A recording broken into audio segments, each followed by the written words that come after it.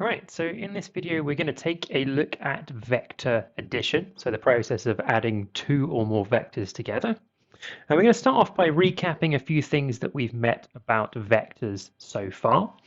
So there are three questions that I'd like you to have a go at. So grabbing yourself a scrap piece of paper would be a good idea. So I'd like you to pause the video, do as much of these questions as you can, and then we'll see what we should have before we get started with vector addition. Okay, so I'm going to assume that you have now done that. So let's start off with what is a vector. I've got some clues in terms of the key things that I'm looking for here. It's a vector is a quantity that needs two numbers to describe it. And those two numbers are the magnitude and direction. You can describe it with more than two, which we sometimes do, but you need at least, let's put that in there, at least two numbers to describe it. So what vector quantities do you know? So we've met a few so far, and as we go through this video series, we're going to read a few more. So ones we've met already. So we've met force, we met displacement, and we've met velocity. So these have been earlier in the video series looking at those. So if you haven't taken a look at those, do check those out. Some other ones we will meet as we work through this series. We'll meet acceleration, we'll meet momentum, and we might meet something like a moment of a force as well. Okay, so then the third question, if you move an object 2 meters and then move it 1 meter, what are some possible overall displacements? So let's take a few different scenarios. So let's say we moved it 2 meters that way, and then we moved it 1 meter back. That means your displacement would be 1 meter to the right. For example, let's say we went 2 meters this way and we went 1 meter back this way. That would give you a displacement of 1 meter left. We could do 2 meters followed by 1 meter, giving you a displacement of 3 meters right. That would be a possibility. We could have 2 meters this way and 1 meter this way, which would mean your displacement was 2 squared plus 1 squared, which is root 5. And I don't know what the square root of 5 is. Let's just quickly calculate it. It's 2.22 meters sort of in this direction here. The key thing here is because displacement is a vector quantity, if we change the direction of the 2 meters and 1 meters, we can change what the displacement is. And there, I think, in theory, an infinite number of possible displacements we could get, but it'll end up being less than 3 meters. Okay, so those are things that we've met before. So let's get started looking at vector addition using diagrams specifically. In a later video, I'm going to go on to look at how we can do vector addition using trigonometry and Pythagoras theorem as well. We're going to focus on doing it specifically with scale diagrams in this video. So, first of all, some rules that we need to know if we're going to add vectors together. So these are in purple, which means you should write them down in the notes that we've been making as we've been going through this video series. So there are three things that we have to do in succession in order to add vectors correctly. The first thing we have to do is we have to arrange vectors tip to tail, and it's as it says, but we can do that in any order. So let's actually break that down. First of all, what is the tip and tail? What's that about? So if you see over here on the left-hand side, this black arrow is representing a vector. Let's say it's a displacement vector, so a movement to the right. See, the tail is the end without the arrowhead, and the tip is the end with the arrowhead.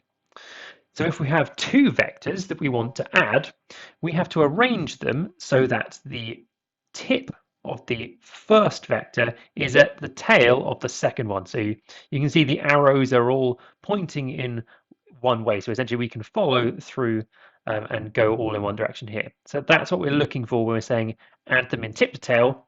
But as it says, we could have done this in any order. So we could have put this red one first and then the blue one. It doesn't matter. We still will get the same thing.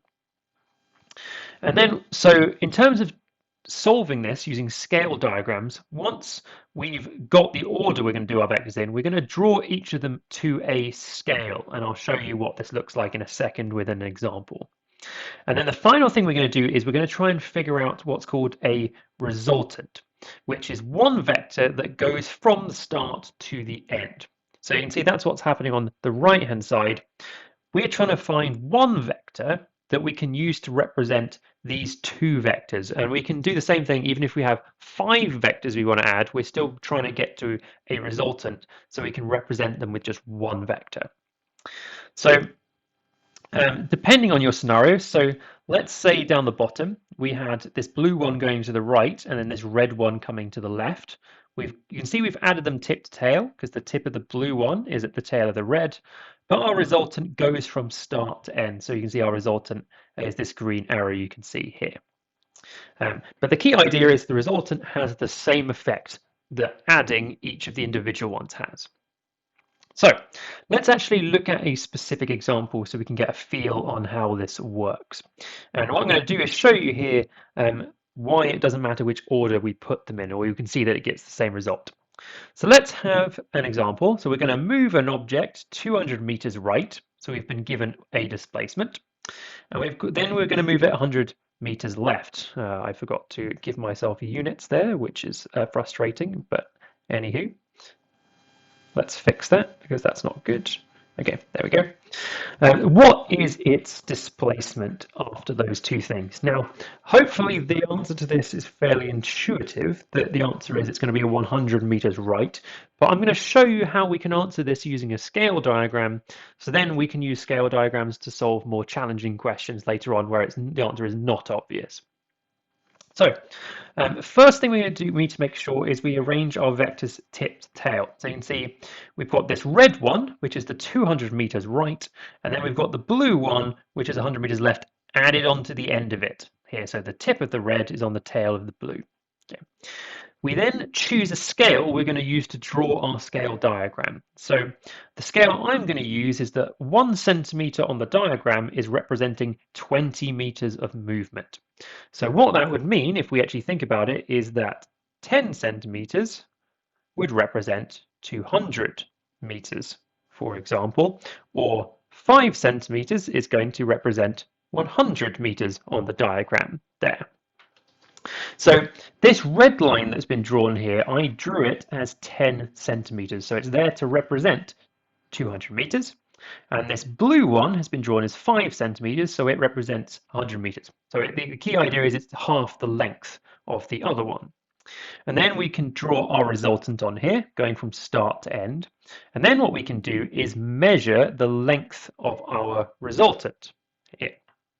So the resultant has a length, in this case, of 5 centimeters, which means that the displacement it's going to be 5 times by 20. It's 100 meters, and it's to the right. So you can see the green arrow is pointing to the right there. So that gives us our displacement here. Now, as I said in here, it doesn't matter which order we add the vectors in. So that's what I'm showing you on the diagram down here. We could have started by going 5 centimeters to the left and then 10 centimeters to the right on here. So we've done those two. Oh no, it's not 100, it's 10. So we could have done it the other way around, but you see we get the same resultant because the resultant goes from start to end. That is still 5 centimeters to the right. So we get the same thing, which is why it doesn't matter what order we do them in.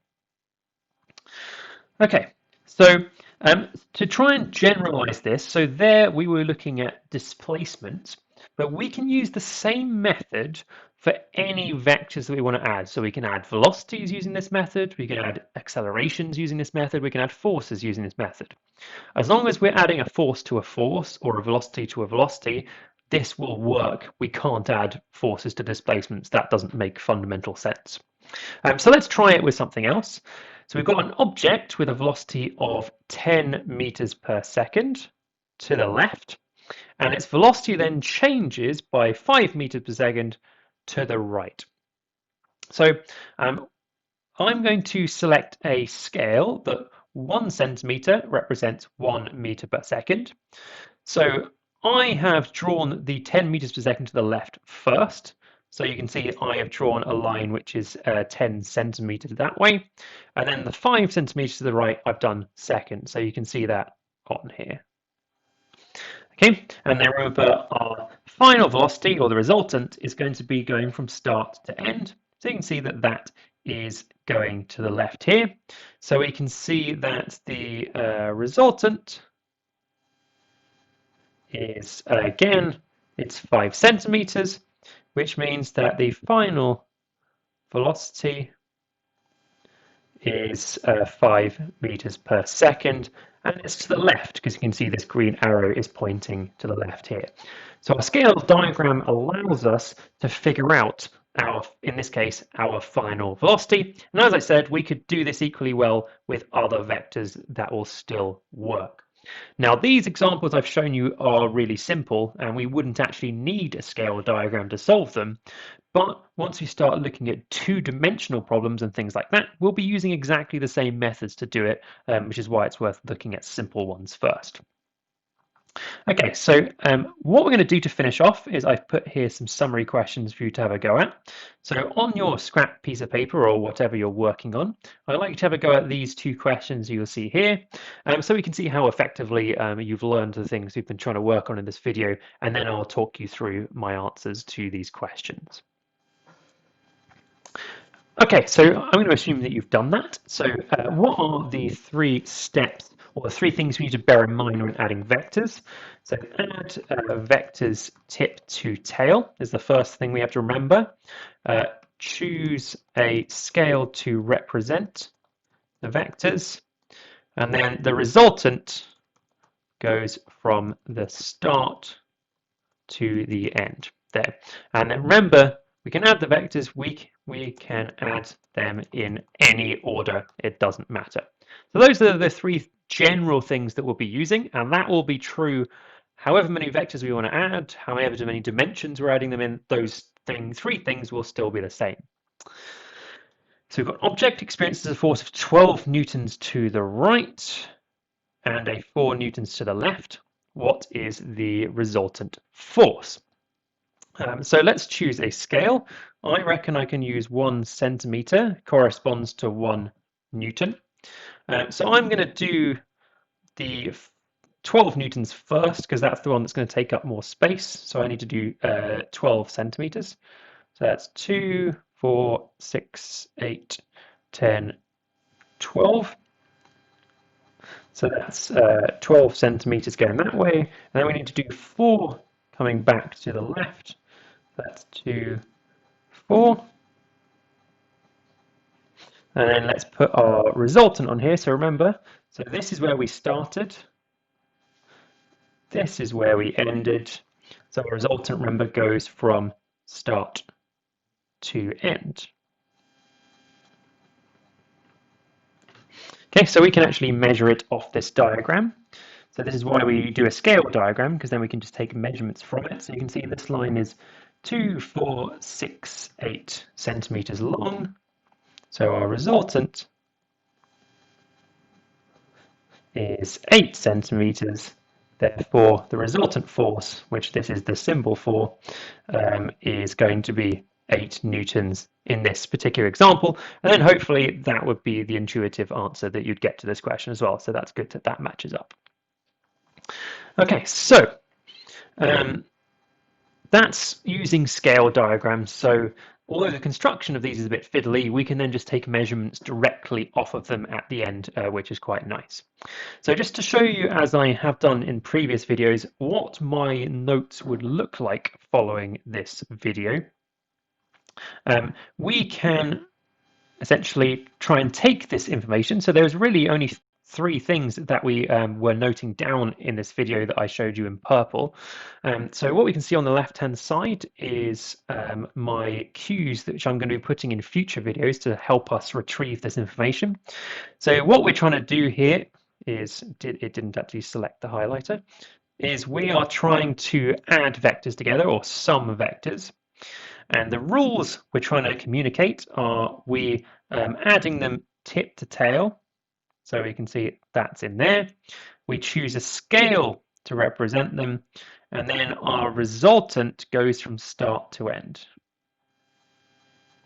And from our diagram, we can measure the length of our resultant, and that will allow us to figure out what the resultant actually is because we know the scale we've used to draw our diagram.